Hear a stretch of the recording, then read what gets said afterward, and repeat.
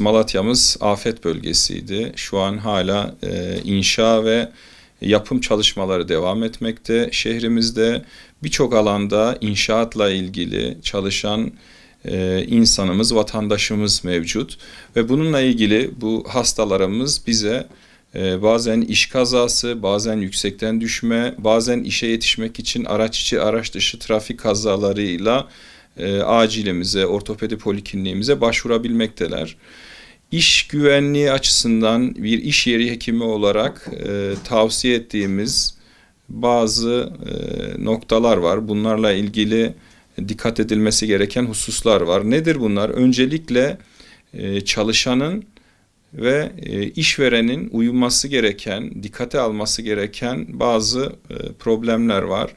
İşveren öncelikle çalışanını korumak zorunda. İş ekipmanları açısından, iş çalışma sahasının düzenlenmesi açısından işveren, iş yapan çalışanını tedbirini almak zorunda. Bu önemli bir nokta. Aksi takdirde önüne geçilemez kazalar ve sıkıntılarla karşılaşabiliriz. İkinci hususta iş yapan, yani işçi dediğimiz çalışan kişiler, bireyler kurallara uymak zorunda ve çeşitli ekipmanlar olsun, çalışma sahasının gerektirdiği kurallar olsun, bunlara uymak zorundalar. Aksi takdirde sonucu ölümcül olabilecek ya da sakatlanmalara sebebiyet verecek ve geri dönüşü olmayan sıkıntılarla hastalar bize başvurmakta. Nedir bu riskler? Öncelikle çalışma sahasındaki riskler söz konusu. Emniyet kemeri, baret takılması, üzerine binilen platformların sağlamlığı, bunların hepsi hem işveren hem de işçi açısından önem arz etmekte. Eğer kişi bunlara dikkat etmezse ne yazık ki yüksekten düşmeler, kopmalar, bazen vertebra kırığı dediğimiz bel yaralanmaları ve felçlik sakatlıklarla ya da kafa travmaları, beyin kanamalarıyla yüksekten düşmelerde özellikle en ölümcül noktalara gelebilmekte. En basiti de basit sakatlanmalar.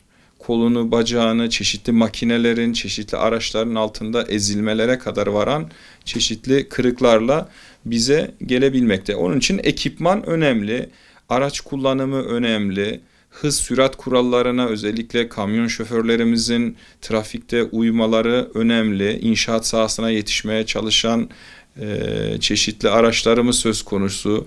Acele ne geliyorsa aceleden geliyor ne yazık ki.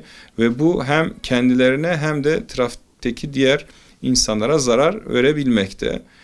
Sahayla ilgili de bahsettiğim gibi özellikle çeşitli cisim düşmeleri, inşaat sahasındaki o bölgedeki çeşitli cisim düşmeleri dikkate alınmadığı zaman basit bir kiremit olabilir, beton parçası olabilir. Özellikle aşağıda çalışan işçilere ya da yolun kenarında tedbir alınmamışsa herhangi bir örtü ya da herhangi bir uyarıcı levha çekilmemişse o inşaat etrafından geçen vatandaşlara, insanlara zarar verebilmekte. Onun için çevre düzeni ve temizliği önemli inşaat sahalarında. Ayrıca risklerin yine hem iş güvenliği uzmanlarımızın hem de biz iş yeri hekimlerinin dikkate alarak düzenlenmesi gereken çeşitli problemler var. Malatya'mızda bahsettiğimiz gibi deprem bölgesi ve inşa anlamında en çok bina yapılan şehirlerimizden 11 şehrimizin içinde olduğu için iş güvenliği anlamında iş yeri hekimi olarak biz bunlara dikkat edilmesini tavsiye ediyoruz.